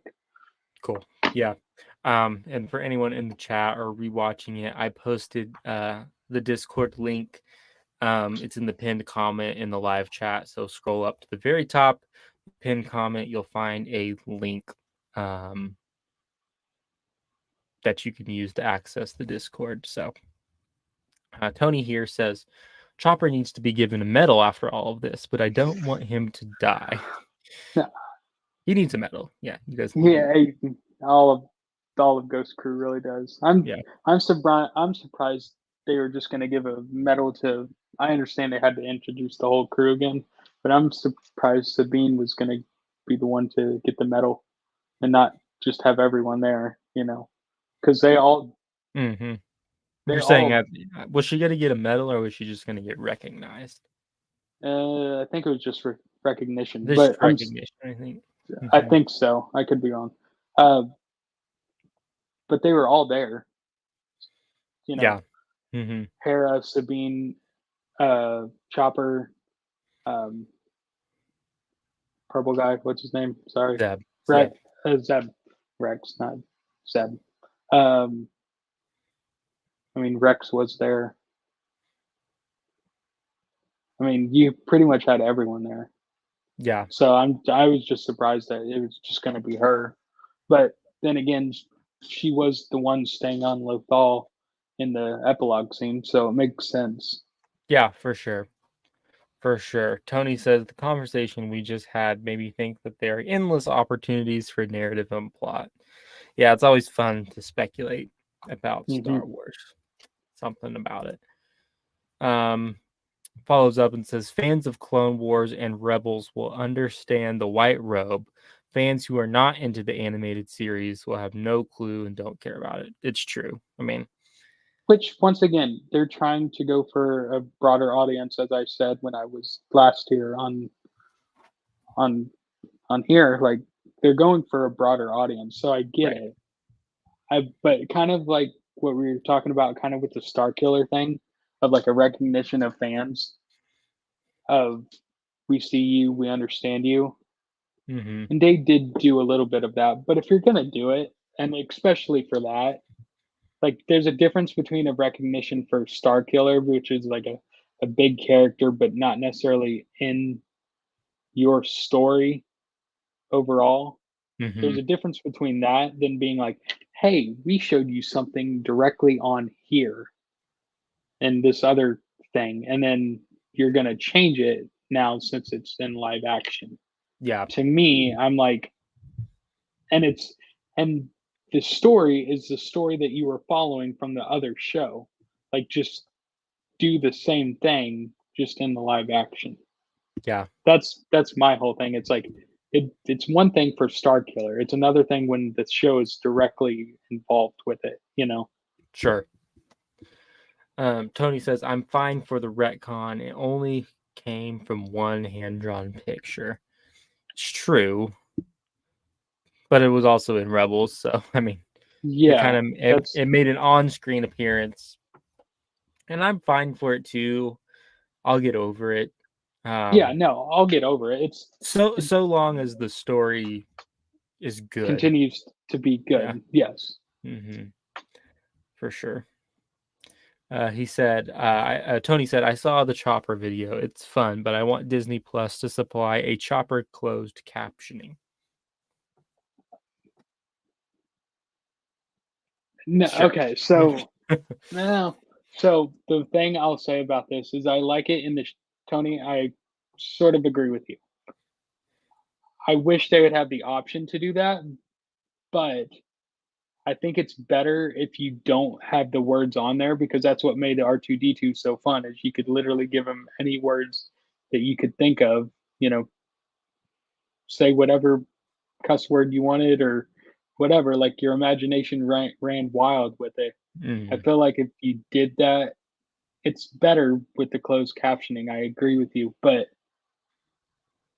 it's better in the short form. It's better for someone else to do that because it's a short form and it doesn't really matter. But for like the on screen, like whole show, I think it's better to let people's imagination kind of run wild with whatever words they were gonna say. Yeah. Yeah. Because that's what I always found amusing. But it's great when you actually see what he says and it just makes you smile every Yeah. time. Yeah. Chopper is fun. Um, and I guess it sort of doesn't surprise me that that was your favorite part of it. I'll tell you my favorite part of it. And I talked about this on Wednesday. Uh, I shouldn't say this is my favorite part of it, but I really liked like the opening with Ahsoka, like going into that Night Sister temple. even though she didn't say much. It felt very like National Treasure to me. I don't know about like kind of Indiana Jones, Yeah, no. National Treasury. Wasn't my favorite part though. My favorite part of it, I think, at least this is the part that I keep getting drawn to when I go back to think about what stood out to me, was when Balin, Shin, and Morgan Elsbeth are at that on that planet. She initiates the star map, and Yep. she starts talking about the this literally new galaxy. Like, I know people are talking about it online and stuff, but like the galaxy that's far, far away just became two galaxies that were far, far Yep. away. Like, that's a big deal. Like, for Star Wars. Yeah. It's going I, outside of the realm of what we thought was possible for this. everything we know about I mean, does the Force exist over there? I mean, we would assume, but it, like the whole path to Peridia, like that's what they called it, Peridia. So like I guess this new galaxy is called Peridia. And then like Balin was like, yeah, it's a story that we heard as younglings in the Jedi Temple. Like it's known that it's out Which there, is but he's like, it's crazy just that it's legends. known. But he Yeah. said it was a legend. And that's when, like we talked about earlier, that's when she says there's truth to legends. Hmm. So yeah, I thought that was, I think that, I mean, we knew it was going to happen. I don't know why I'm so excited about it, but like, I was Yeah. very pleased with the way that they portrayed it. Yeah. So how it was actually executed on The screen. I execution. agree. Yeah. And now, granted, we haven't actually seen it yet. We've just, Fair. I'm Yeah. glad I guess what I'm saying is I was not expecting it to be a completely different galaxy. Like I just thought they were somewhere out there in the unknown regions. It was hard to get to. Didn't really understand why, but now it makes perfect sense. Like they literally traveled from one galaxy to the next. Well, yeah. I mean, in Rebels, you just see him. I mean, we suspected he was going somewhere, but yeah, he just shot. Well, remember, look, if you get inside Ezra's head, like he's trying to stop this from happening to anyone else when Thrawn was Mm-hmm. bombing Lothal or attacking Mm-hmm. Lothal. Like he wants to get him away as far as possible. Mm-hmm. So But do you think he knew that he was going to a completely new no, I galaxy, don't or do think. you? I think he was maybe thinking of that. This begs more questions. Like, where did he hear about this? Did Kanan tell him anything about this? Like, Yeah, what but did I'm he saying like, actually? what did he know? Like, Yeah, because to me, what like, did he? did he know that he was going somewhere, or did like he was just I don't know. I almost, in some senses, like, I mean, we even hear Harris say it that she thought that they died. Like, it was almost, it was they sacrificed, Ezra sacrificed his life to rid Thrawn from the galaxy in a very unconventional way, of course, like bringing the Purgle, which then, Yeah, like you're saying, begs the question: did he know what was about to happen?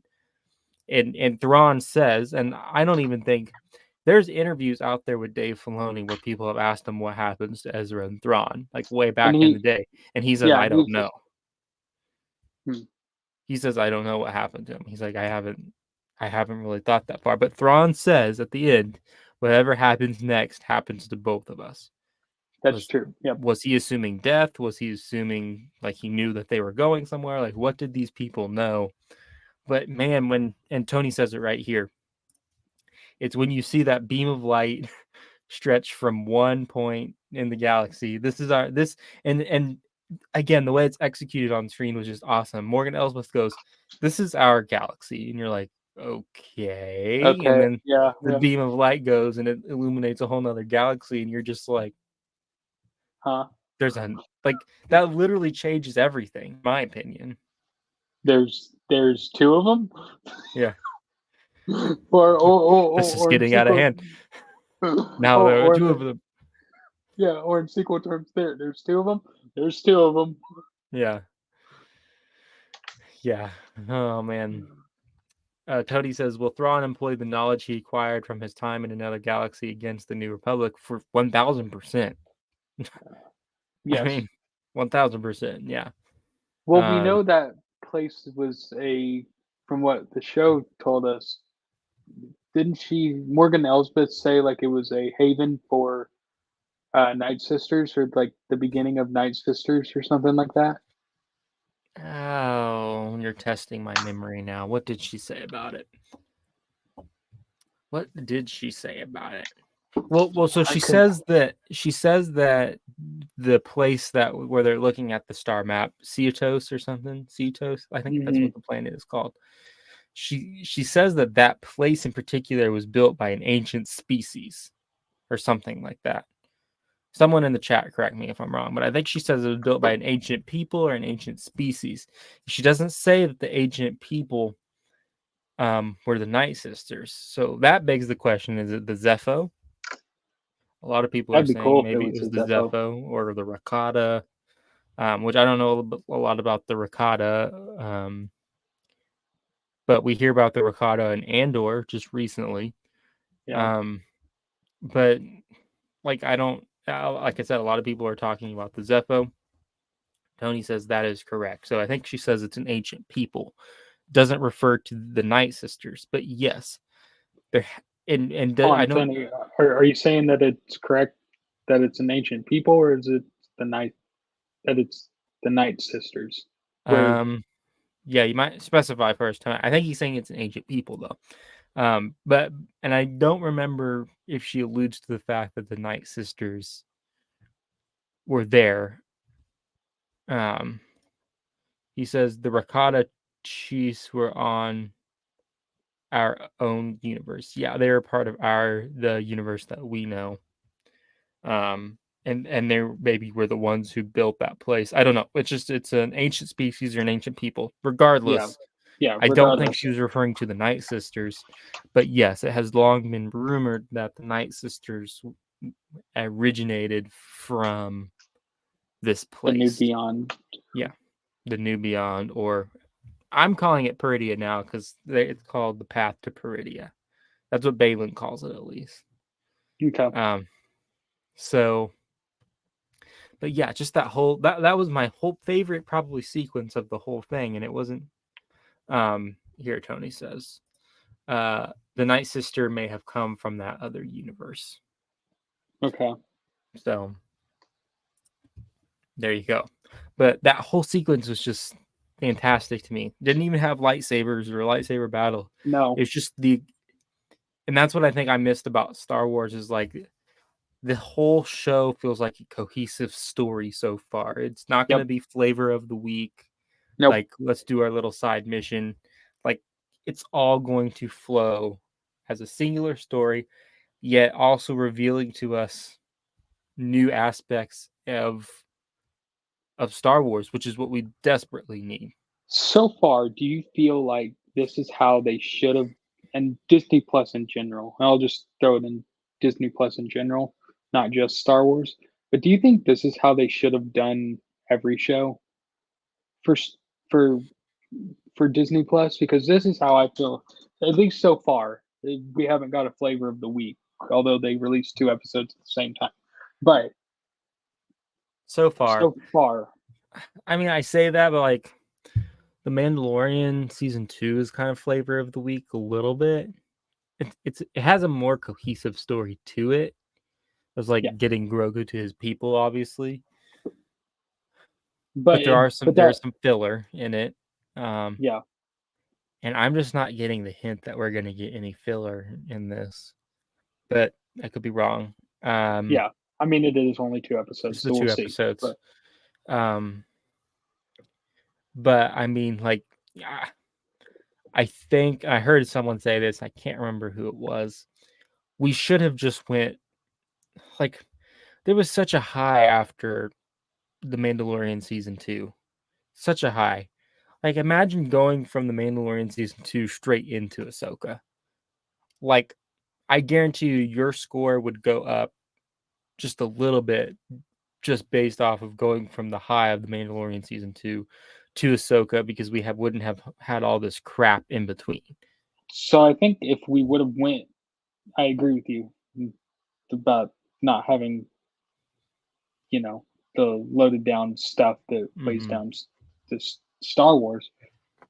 I think if we would have got Ahsoka just after season 2, I think Ahsoka, these episodes, we would have more of them because, like you said, I think there would be more of a story.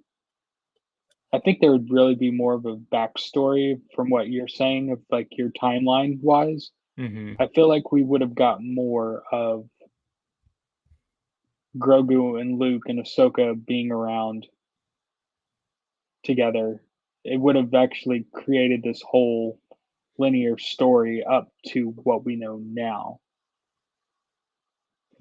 than if we would have, because you could call it Mando season 4, Ahsoka season 1, whatever you want to call it, because they're both in the show.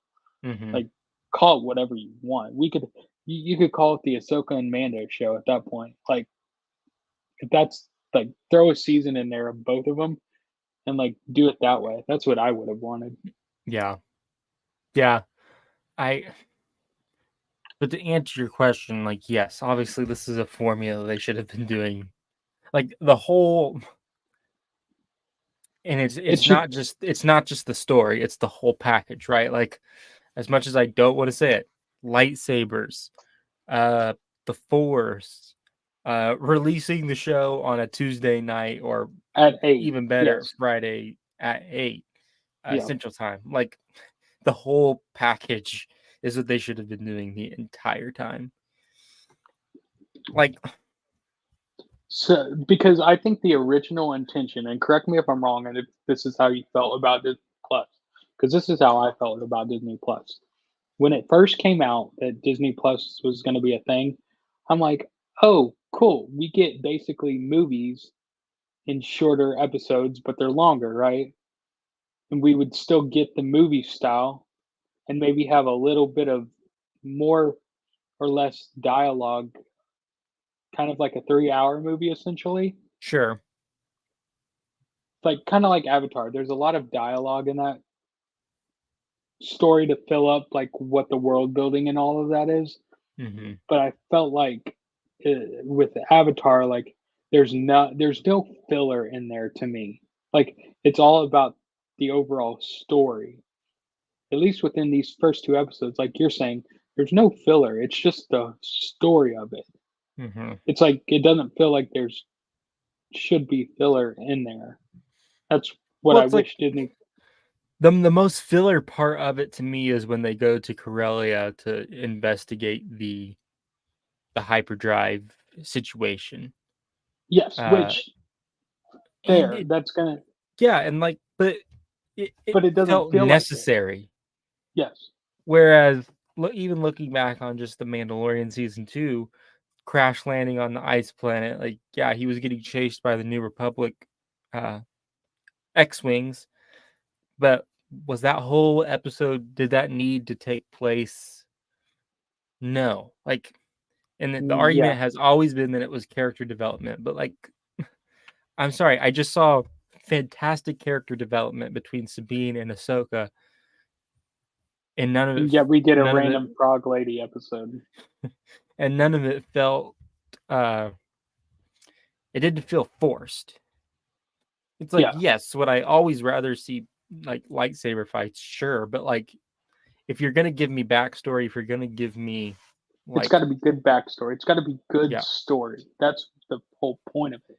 Like yeah, you can have whatever you want, but it has to feel necessary to the story. Because to your point in Mando, correct me if I'm wrong, but for the frog lady episode, he's like, "Hey, yeah, you need to go here, but I need you to take. But however, I need you to take these people here." yes, And it's like, and then Mando even says it. I'm not a taxi, lady. Like I'm not a taxi. Like I'm not. I don't want to have to do this. yeah. And it's like at that point, you're just saying to the audience, yeah, this isn't really necessary, but we're gonna do it anyways. Well, and it's like, could you make an argument that there's character development there? Yes, but it's like, we didn't need to see it.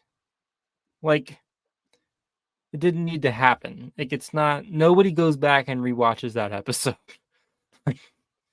Hardly, yeah. Well, I'm just deathly afraid of spiders, so Well, there you it's not go. gonna. But I guess like the thing is to me, you should have to watch. You should try to make it a priority to make each episode count. And what I mean by Hmm. that is, if I don't watch this episode, I'm missing out on a crucial aspect of the story. The best TV shows, in my opinion, or I shouldn't say the best because that's subjective. Hmm. This comment is going to be subjective no matter what. But I love a good TV show where it leaves you off on a cliffhanger. Do I really feel like Ahsoka left me off on a cliffhanger per se? No. But what's so great about those cliffhangers is it comes at the end of the show. But if I don't watch this episode, the next episode doesn't make sense. Therefore, I have to watch every episode to make it feel like a continuous linear story.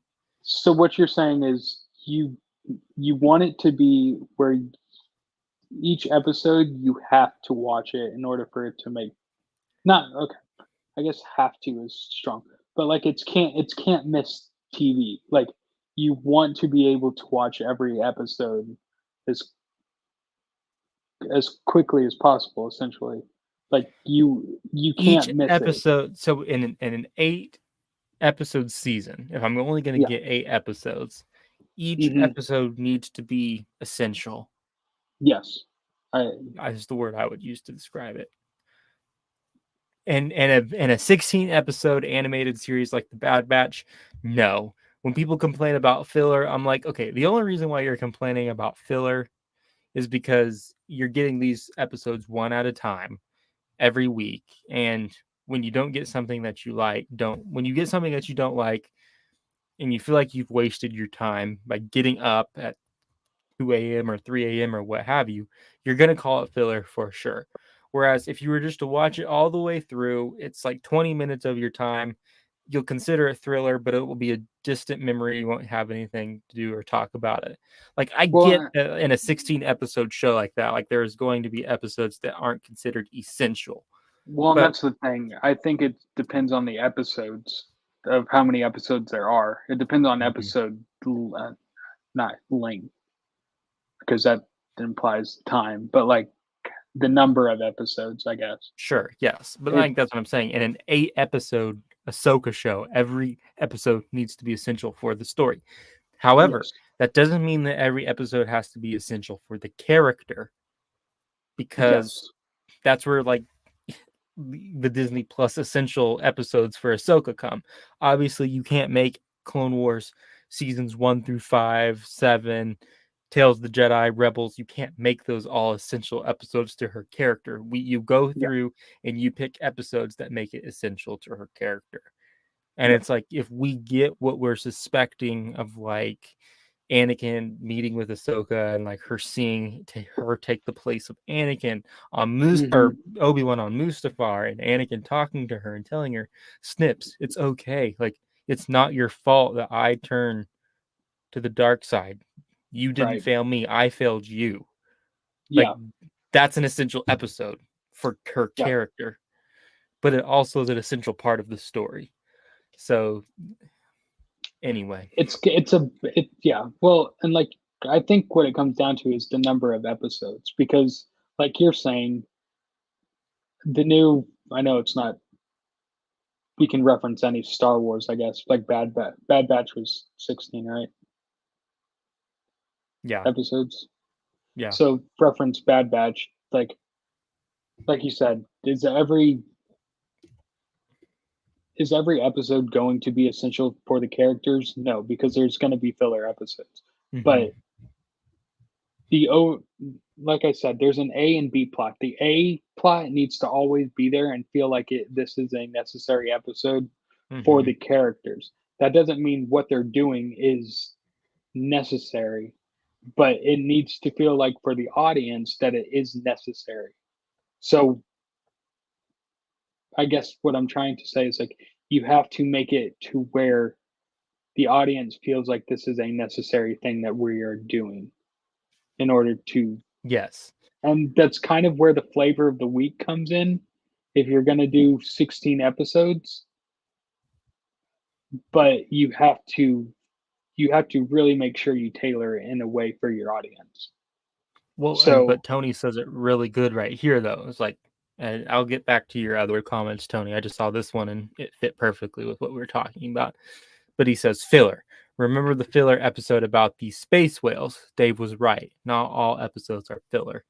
And there is an episode, I think it's in season 2 or season 1, I can't remember, where the Purgle are introduced yeah, in I Rebels, remember that. Yeah. and we don't know anything about them. And you Yeah, would consider it it doesn't, filler. Now look where that's got us. yeah, but the difference, and I think that's the other thing, Tony, that you're correct on is the payoff, right? There Yes. has to be a payoff of some sort. So, But also Dave Rebels is correct, 16 episodes, so you can have episodes like this and have them pay off later. Whereas an 8-episode arc needs it to be shouldn't feel that way. essential. Yeah. Yeah. Yeah. hmm So Like I think you're that's gonna, the point. yeah, you're gonna have filler episodes. You're gonna have episodes that, you know, we're just doing this because, like a flavor of the week type thing. But if you have moments like what Tony's describing and the space whales episodes, and you pay that off now and at the end of Rebels, and even now, like you're what you're saying is there are episodes that are essential. We just don't know where it's coming from when you have that number of episodes. Yeah. So that's why the argument could be made. That's why every watching every episode is essential. But in reality, we know that's not really the case. We find it when we find it essential for us. That's really kind of hmm what it comes Yeah. down to. And it comes down to good storytelling, I think, at the end of the day. So, uh, Tony previously had said the CEO responsible for the creation of Disney Plus, not Eisner, weakened Star Wars and Marvel by establishing Disney Plus, which served to weaken any potential movie that could have been produced as a more efficient and compact substitute without any unnecessary elements. So Tony, not to degrade your comment, but it was actually Bob Iger that created Disney Plus. It wasn't Bob Chapek that created Disney Plus. So Mm-hmm. Eisner, Bob Iger, Iger, not Eisner, Iger, yeah. Iger, yeah, Bob Iger created Disney Plus. So that is his baby. The reason they brought Iger back was because Chapek was just awful at what he was doing, and there was no direction for Star Wars or Marvel or the parks in general, and they weren't making money because of COVID, Mm-hmm. essentially. So, like, COVID was a big part of that, but like he still had no vision going forward, and that's why they brought him back. Yeah. And he follows up and says, agreed. Yeah. I mean, looking back, the format, I remember when Mando season 2 was coming out, I was like, this is what I want. Like, forget about movies. If I can get 8 episodes, like this good of 8 episodes, even with the Spider episode 2, if I can get this, I don't need a movie. Like, I don't need a movie. And that was in the middle of the pandemic too, when we didn't even think movie theaters were coming back. So, but Yes. So, to your point, though, I agree that I was thinking it was going that way, yeah, and now I like movies a lot more than I do the TV shows. Even though, once again, Ahsoka still might be really great, but would I rather have this as a movie? Yes. I agree with you. I agree with you. I think you just wonder how much more money they would make if they like if you take the product of Disney Plus that you get on Disney Plus and you somehow are able to convert that in a way that would match up to, like, you can compare it to how much you would make with a similar product as a movie, like what the difference would be. Well, and that's the struggle of the business right now is changing the business model to a streaming platform. So how would I put this in terms that we all understand? So just in terms of music, right? I heard it. You would be surprised to hear from this person that I listen to, but Snoop Dogg I saw on YouTube Mm-hmm. was talking about music and everything, Mm-hmm. and he was talking about the difference between now and how it has been for music business. So in music, they if you sold a number of albums, actual hard copy albums, that was something you could actually put into like, hey, if you sell 1 million albums, you get X amount of dollars. If you sell Mm-hmm. 2 million albums, you get X amount of dollars. Well, it's Double. kind of Yeah. hard. Yeah, it's kind of hard to, in his terms, it's hard to quantify because the, these companies aren't going to give you the data anyways. But Mm-hmm. even if you can see the data, it's kind of hard to quantify what the value is for a stream. You would think it would be a one-to-one thing still, like, hey, 1 million streams is X, just the same amount of, you think the business model would just change over to streaming and be like a one for $1, one play is $1 or something like that. Mm-hmm. But apparently it's not like that, according to Snoop Dogg, from what I understood. And so it's kind of the same thing for movies. Like the movie industry is um, the movie industry from the box office perspective, that is the hard nosed physical copy that we all grasp, right? There's an Mm-hmm. X amount of things, X amount of tickets sold, and they split it however the profits are from the movies to the different theaters, right? Mm-hmm. So it's kind of hard, once again, to go from that to what we've kind of always done, to flipping its business model and saying, this is the new business model and how do we profit off of it? That's the Yeah. struggle that's going on right now, is how do we go from the old model to the new model? And that's kind of what the Mm-hmm. difference is. Yeah. No, it's all interesting. B- but it sounds like Star Wars perhaps is slowly learning its lesson. I mean, Yeah, the cool thing hopefully. is Yeah, Star Wars is the one who changed the release schedule, not Marvel. yeah, Star Wars will be the first to make the jump to releasing it at a more ideal time um, for people to watch. And yes, in the meantime, Marvel has been making movies, but they've been making a lot of movies, and not a lot of them are resonating with the fan base. well, and Whereas, that's whereas Star Wars hasn't been making movies, and yes, I would say it's time to make a movie for sure. Like we're past due at this point, but Dave Filoni's literally directing a Star Wars movie. That's a huge win for Star Wars. Like, I think we need to take a step back and like I get fans are excited about it. Don't get me wrong, but it's like I also don't feel like you can't say that they're not listening because to me, it would seem like Star Wars is listening more so than Marvel is. yeah. Well, Marvel's a different product, and that's more of an oversaturation of the quality or quantity versus quality argument. Whereas Star Wars has, they are listening, they're starting to listen, but I feel like it's just a different product.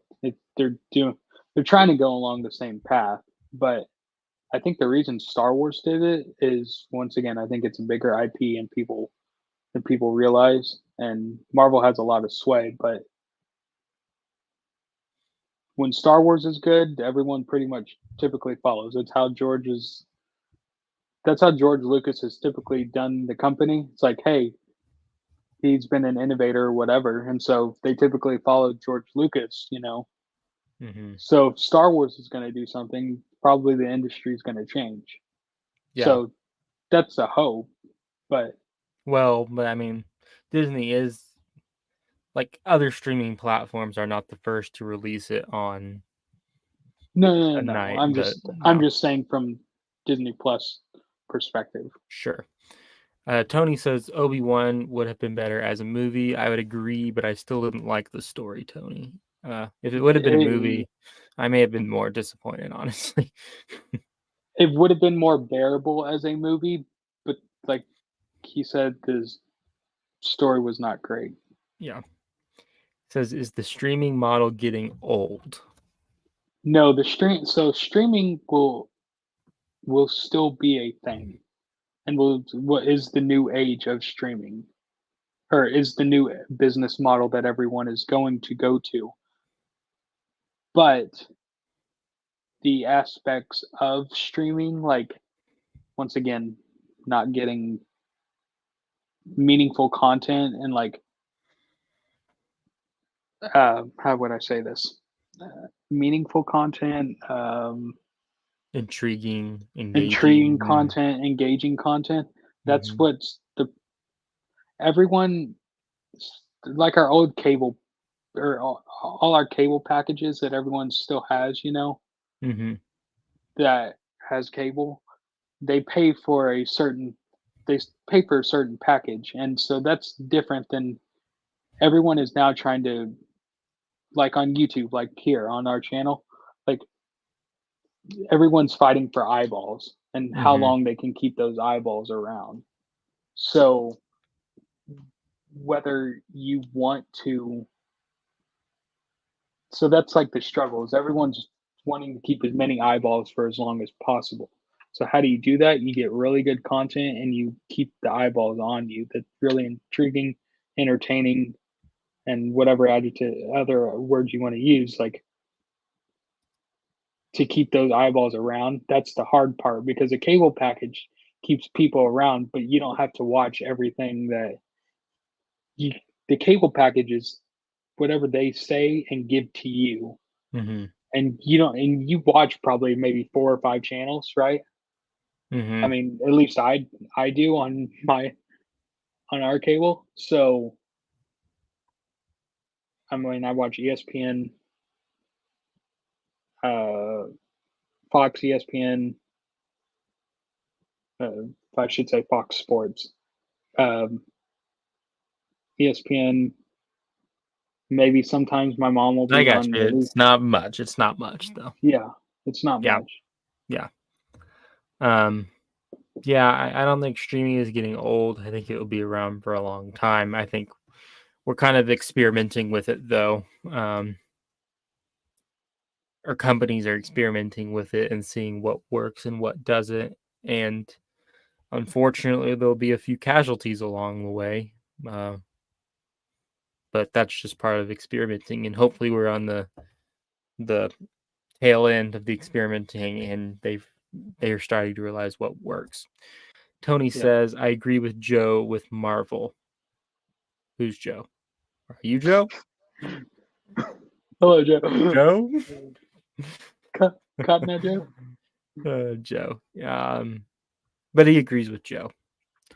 Uh, let's see. Said he likes the Patterson cut. Yeah, which is the Kenobi. Which I need to go and Oh, watch it. I never finished it. I saw it, but I never finished it. Says coming up on 2 hours. Yeah, we're yeah, been I hanging know. out for about 2 hours. And he said it's been great hanging out with the both of you.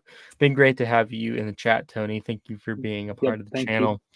As always, glad to talk to you. And thank you for everyone who's been popping in and out of the stream or is maybe watching the stream back. Really appreciate it. I don't think we have really anything else to cover. We've kind of hit on No. everything. I'll be back on Monday for our prediction stream. Um, he says, for me, network news, game shows, YouTube, and Disney Plus. Yeah. So Yeah, not that's that's pretty much it, you know. but I mean, that's the funny thing though is we I hear a lot of arguments for online at least on like, Hmm.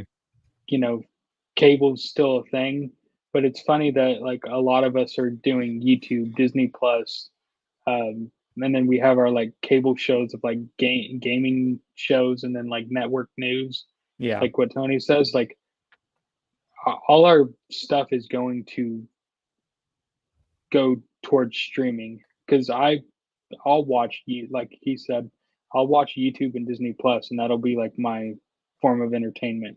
Yeah, And that's that's pretty pretty much much it. what I watch. You don't need much nowadays, for sure. No.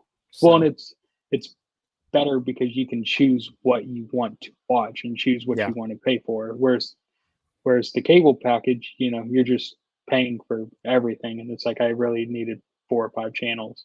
yeah, yeah. Oh yeah, for sure. But anyway, yeah, I'll be back on Monday, 8 p.m. Central, to go over predictions for episode 3. So what I'm gonna go do now is start working on my script and writing out preview actual video that will release probably on Sunday morning, maybe Monday morning, about what we can possibly expect in episode 3. So everyone be on the lookout for that. Also, the community tab.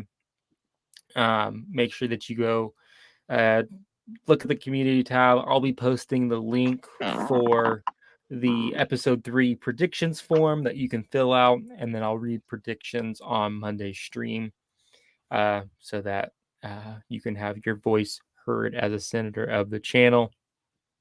Like I said before, the Discord link is posted in the pinned comment. So if you want to go to the Discord and talk there, make sure you join that Discord link. And I think that's pretty much it. So Yep. I Thank think, you for having me again. yeah, thank you for hopping on, and we'll look forward to chatting with you again in the future. I guess with that, do we have a motion to adjourn the stream? A motion to adjourn. Motion to adjourn. Thank you all. May the force be with you.